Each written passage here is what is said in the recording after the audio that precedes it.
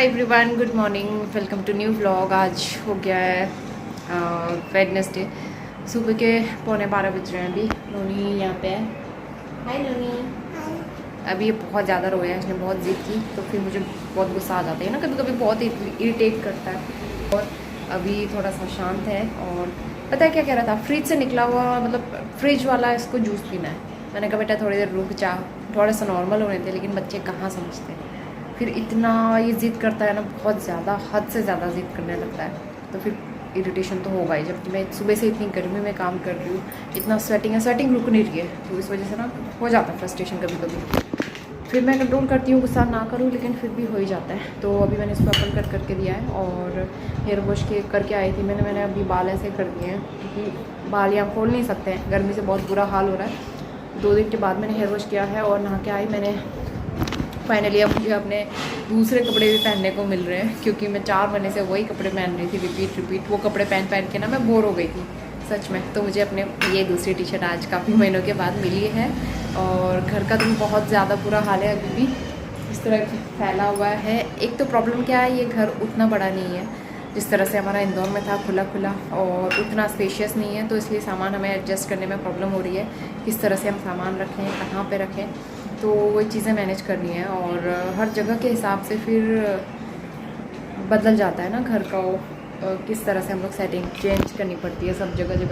बाकी पूरा house tour मैं आपको दूंगी धीरे धीरे। फ़िलहाल मैं सबसे पहले ना, मेरी प्रायोरिटी है किचन सेट करना, क्योंकि किचन का खाने पीने का छोटे मोटे सामान भी मुझे नहीं मिल रहा है। मैं खाना भी बना रही हूँ ना, तो फिर मुझे मिल नहीं रहा है चीज़ें ढूंढने से भी। एक तो क्या है दिक्कत की, मैंने अपने सामने शिफ्टिंग नहीं करवाई, तो उस वजह से मुझे इस बार ज़्यादा प्रॉब्लम फेस करनी पड़ रही है। तो हस्बैंड जो है आज ऑफिस गए हैं, कल उन्होंने छुट्टी ली थी, कल उन्होंने काफ़ी हेल्प की घर सेटिंग करने में। ऑलमोस्ट तो हो ही गया, लेकिन छोटा मोटा भी बहुत सारा बचा है। और सुबह से मैं क्लीनिंग करने में लगी हुई थी, नाश्ता वगैरह बनाया, किचन, बर्तन और झाड़ू पोछा ये सब। और उसके अलावा मैंने सूटकेस धोए, डोर मैट धोए, बैग धोए, जो भी हम ट्रैवलिंग के टाइम पे यूज़ कर रहे थे, इतने गंदे हो रखे थे वो सारे वॉश किए। नहाया, कपड़े वॉश करने के लिए लगाए हैं मशीन में। नोनी को उसके पापा ने नहलाया और रेडी किया।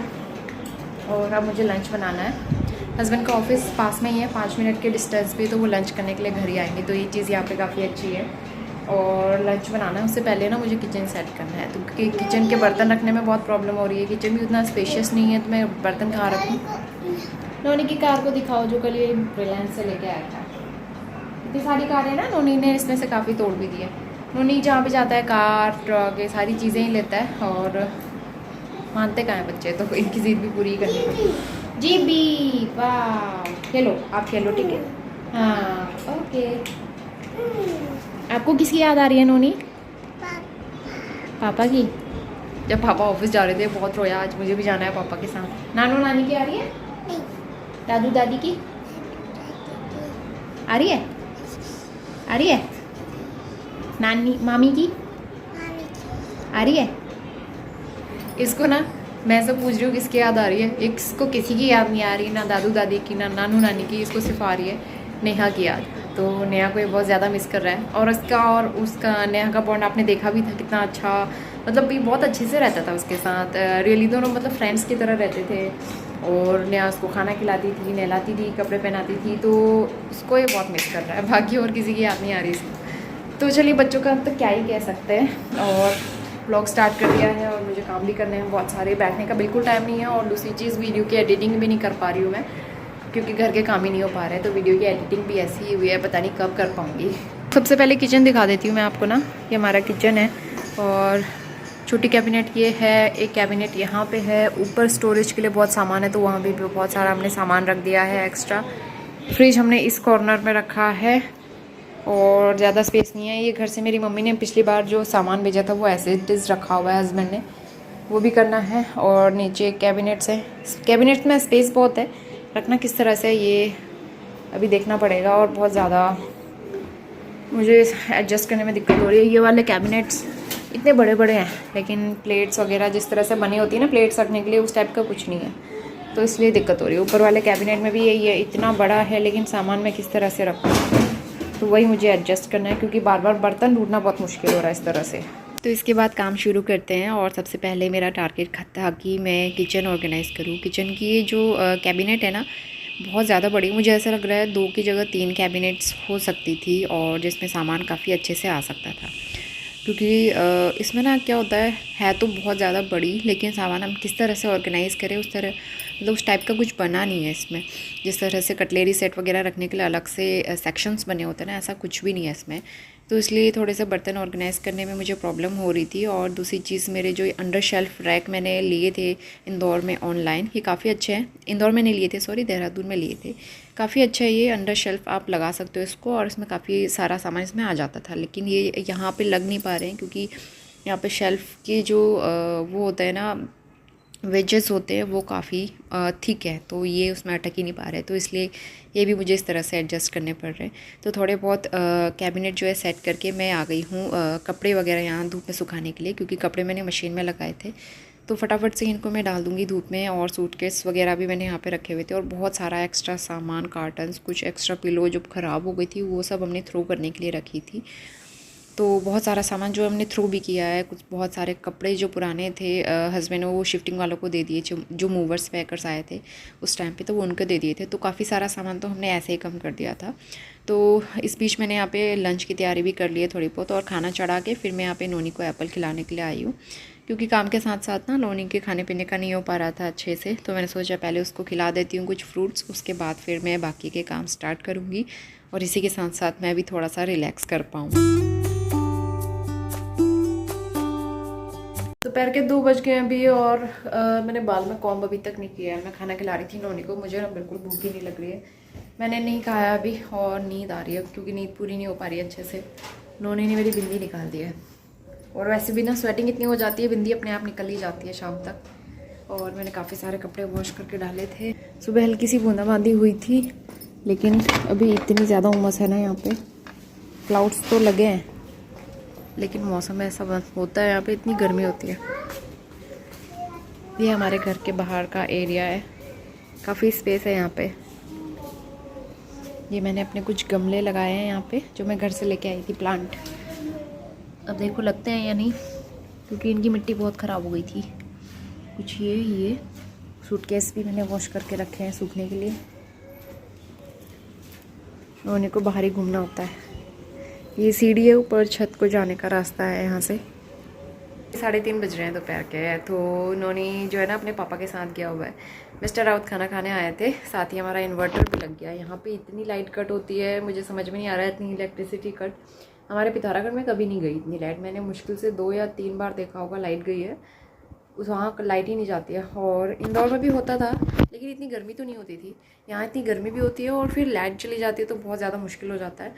तो फिर इन्वर्टर आज हमारा फिट हो गया है, कम से कम फ़ैन तो चलता रहेगा एटलीस्ट। और मिस्टर राव तो ये भी कह रहे थे हम कूलर ले लेते हैं, लेकिन मुझे लग रहा है कूलर लेने का डिसीज़न अभी सही नहीं रहेगा, क्योंकि बेडरूम में हमारा एसी है और कूलर के लिए प्रॉपर स्पेस चाहिए और घर में उतना स्पेस नहीं है।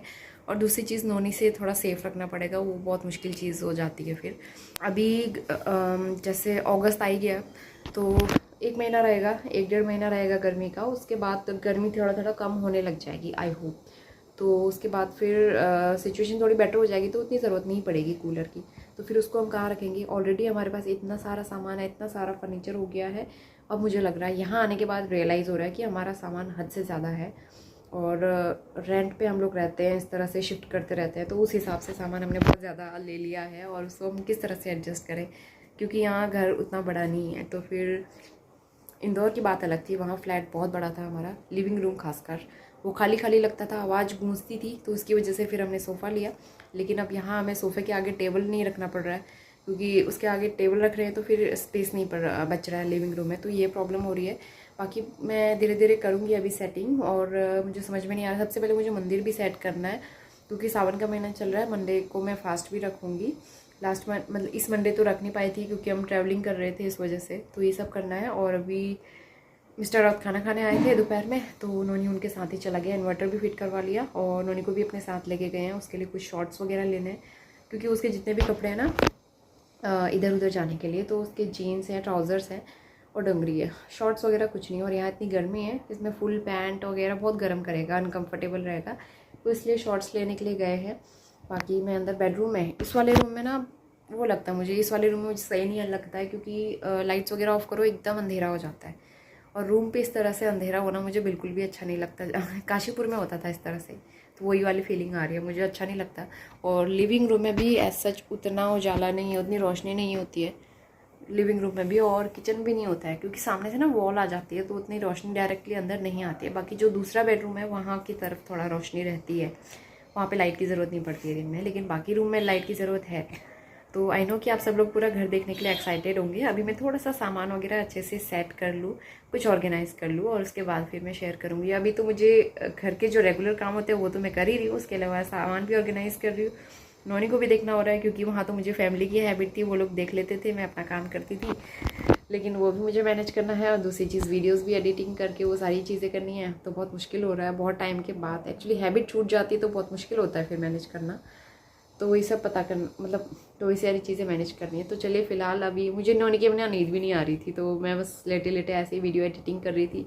नोनी के बिना मैं सोने का सोच ही नहीं सकती, तो अभी बस नोनी का वेट कर रही हूँ, उसके पापा उसको छोड़ के जाएँ तक मैं कुछ और काम कर लेती हूँ। सोच रही हूँ मैं कुछ सामान ही ऑर्गेनाइज़ कर लेती हूँ। तब नोनी अभी सो रहा है और थक गया था वो काफ़ी ज़्यादा। 5:30 बज गए अभी और मैं अपने लिए चाय बना रही हूँ।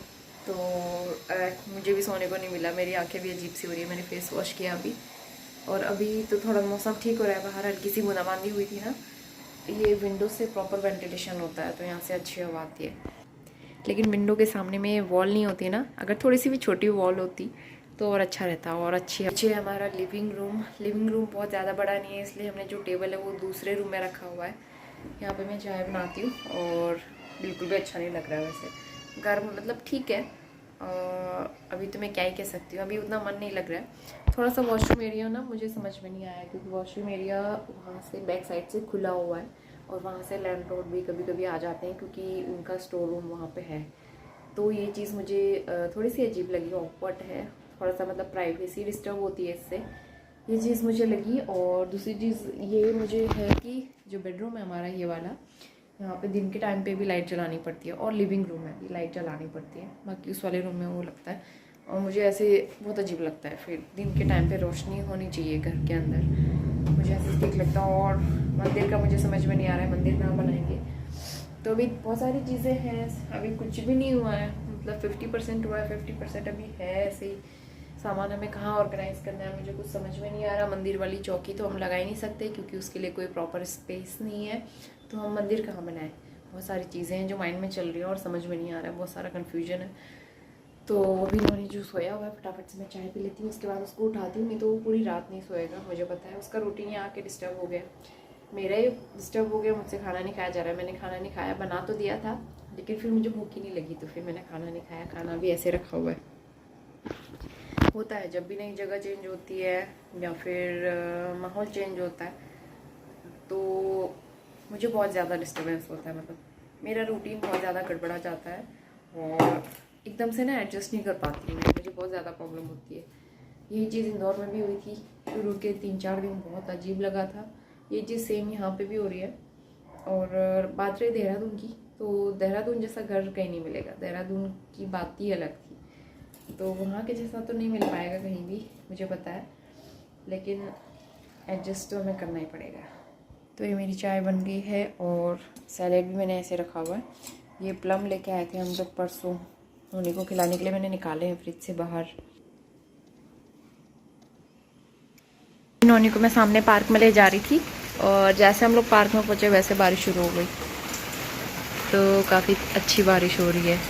फाइनली बरेली में हमें बारिश देखने को मिली और थोड़ी सी ठंडक मिली है। मिस्टर राउत भी ऑफिस से आ गए और हम लोग बारिश में पूरे भीग गए थे, नोनी की साइकिल पूरी भीग गई है, हम भी भीग गए। बेटे सर्दी लगी, इसके कपड़े चेंज करने पड़ेंगे, सर्दी लगेगी, टॉवल से इसका सर पोछो, पूरे बाल गीले हो गए इसके। और आना भी साइकिल में बैठ के था। ये वाला रूम अच्छा है हमारा, इस वाले में ना प्रॉपर रोशनी होती है। मम्मी ने घर से बहुत सारा सामान दिया है और उनको खाली करने का मुझे टाइम ही नहीं हो रहा है बिल्कुल भी। और वहाँ से मदर इन लॉ ने वो दिया है गार्लिक लहसुन, घर का लहसुन। मेरी मम्मी ने भी दिया है घर का लहसुन, तो लहसुन दिया है, चावल का आटा दिया है मदर इन लॉ ने, और बाकी मेरी मम्मी ने और भी बहुत सारी चीज़ें हैं, पता नहीं क्या क्या है। तो ये है शिकवा, इसको धुंगार भी कहते हैं और इसको जखिया भी कहते हैं, इससे तड़का लगता है। तो ये ना बहुत अच्छी खुशबू होती है, मतलब एक जड़ी बूटी टाइप का है, ये पहाड़ों में मिलता है। तो इसका तड़का आप लगाओ, कहते हैं जैसे व्रत में व्रत वगैरह में भी ये खा सकते हैं क्योंकि ये शुद्ध होता है, तो इसलिए मुझे इसका फ्लेवर बहुत अच्छा लगता है। दाल में इसका तड़का लगा के बहुत अच्छा लगता है, तो इसलिए मैं इसको खाली कर रही हूँ और ये हम बनाएंगे तड़के में यूज़ करेंगे अब से।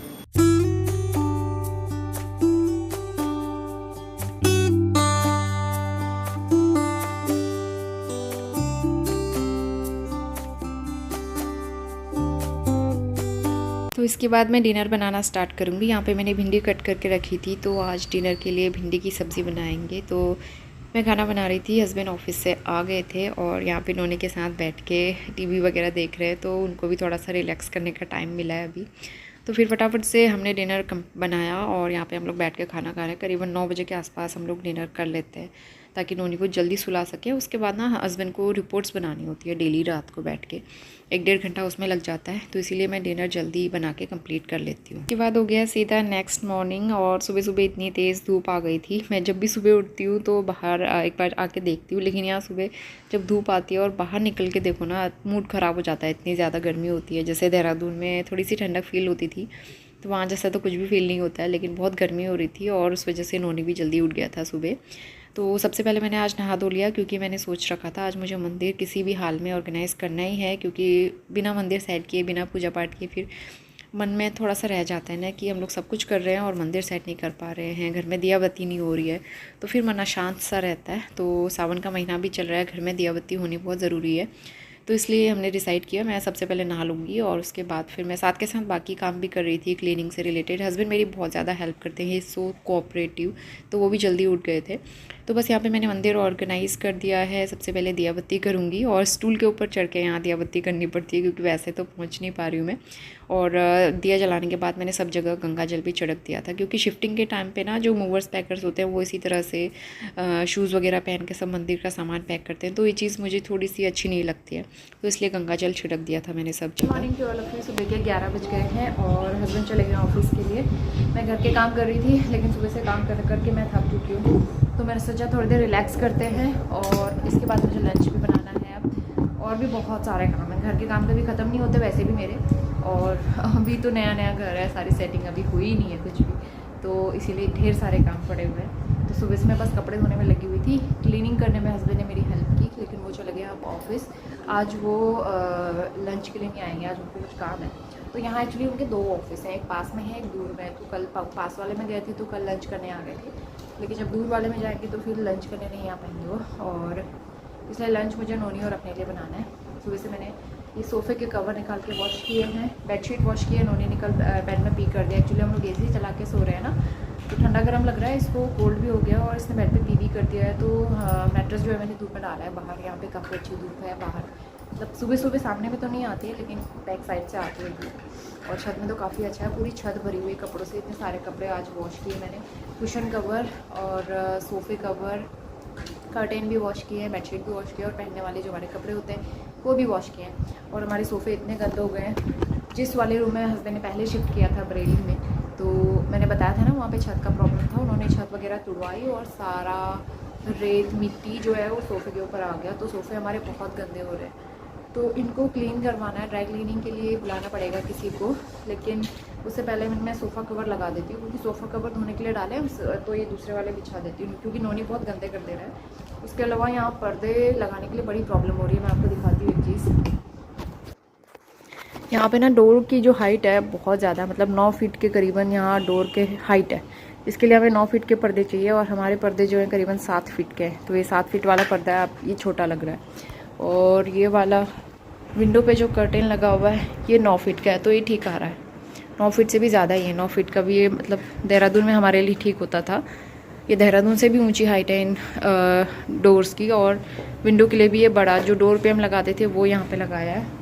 इस वाले रूम में भी सेम कंडीशन है, यहाँ पे भी हमने बड़ा वाला 9 फीट वाला लगाया डोर में, और जो ब्लैकआउट कर्टेन हमने बालकनी में लगाया था अपने लिविंग रूम में इंदौर में ना, जिससे धूप रुकती थी, तो वो वाला हमने यहाँ पे लगाया है विंडो में। लेकिन इस वाले रूम में ना ये कर्टेन लगाने से बहुत ज़्यादा अंधेरा हो रहा है, तो ये कर्टेन मुझे चेंज करना है। तो इसलिए ना हमारे पास, मतलब हमने जितनी जगह भी आज तक शिफ्ट किया है हर जगह नए पर्दे लिए हैं, और हमारे पास इतने सारे अलग अलग तरह के पर्दे हैं। तो एक पर्पल कलर का पर्दा हमने जो इंदौर में लिया था विंडो के लिए, वो यहाँ कहीं पे फिट होगा ही नहीं, क्योंकि वहाँ की विंडो और वहाँ के डोर इतने छोटे छोटे थे, 7 फीट से काम हो जाता था, और वहाँ की विंडो तो और भी ज़्यादा छोटी थी। तो वो विंडो वाले कर्टेन ऐसे रखे, मतलब रख दिया मैंने, क्योंकि वो किसी काम के नहीं है, यहाँ किसी यूज़ के नहीं होंगे वो। तो ये प्रॉब्लम हो रही है यहाँ पे। तो चलिए काम करते हैं, फटाफट सोफ़ा कवर बिछाते हैं, उसके बाद लंच बनाती हूँ, उन्होंने को कुछ फ्रूट्स वगैरह खिलाती हूँ। काम के चक्कर में ना मैं उन्होंने का ध्यान नहीं दे पा रही खाने पीने का, ये प्रॉब्लम हो रही है। तो उन्होंने भी अच्छे से नहीं खा रहा है, मैं भी नहीं खा पा रही हूँ, और फिर घर के काम भी ऐसे रह जा रहे हैं। मंदिर का ऑप्शन हमने यहाँ पे इसलिए सेलेक्ट किया है, वैसे तो शेल्फ़ नीचे पे भी है, मेरा प्लान था नीचे के शेल्फ में बनाने में, लेकिन नोनी हर समय ना मंदिर में ही जा रहा है, यहाँ पे जा रहा है, वहाँ से मूर्तियाँ उठा के ला रहा है, और कहीं डर ये है कि जलते हुए दिए में हाथ वाथ ना लगा ले। और वैसे भी ना हर समय मंदिर पे जाना, मतलब किसी टाइम पे मंदिर में ना जाने जैसा हो, उस टाइम पे वो मंदिर में जाए तो फिर अच्छा नहीं लगता ना ऐसे। तो इसीलिए मैंने मंदिर थोड़ा हाइट में बना लिया। थोड़ा बहुत कॉम्प्रोमाइज़ तो करना ही पड़ता है जगह के हिसाब से। और मंदिर की जो चौकी है हमारी, वो हमने पैक करके रख दी, क्योंकि उसको रखने के लिए यहाँ पर स्पेस नहीं है, तो इसलिए फिर मंदिर हमने यहाँ पे लगाया। जो सिर्फ ज़रूरत की चीज़ें हैं वही रखी है मंदिर में, जो भी एक्स्ट्रा सामान है वो भी सब मुझे पैक करके रखना है, क्योंकि यहाँ पे इतना स्पेस नहीं है कि इसमें सारा सामान लगा सके। तो इसलिए छोटा मोटा एक्स्ट्रा एसेंशियल चीज़ें मैंने मंदिर में रखी है, बाकी सब पैक करके रख दूँगी मैं। तो चलिए ब्लॉग आगे कंटिन्यू करते हैं। ये कर्टेन है, ये अंदर वाले बेडरूम में लगाने हैं, लेकिन उसके लिए वो निकालना पड़ेगा लैडर, तो अभी मैं थक चुकी हूँ। फिलहाल सोफ़े कवर बिछा देते हैं ये वाले।